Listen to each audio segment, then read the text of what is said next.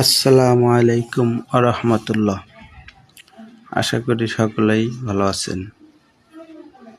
আজকে ব্যাংকে গেছিলাম কিছু টাকা উঠাইতে, ডাচ বাংলা এটিএম বুথে।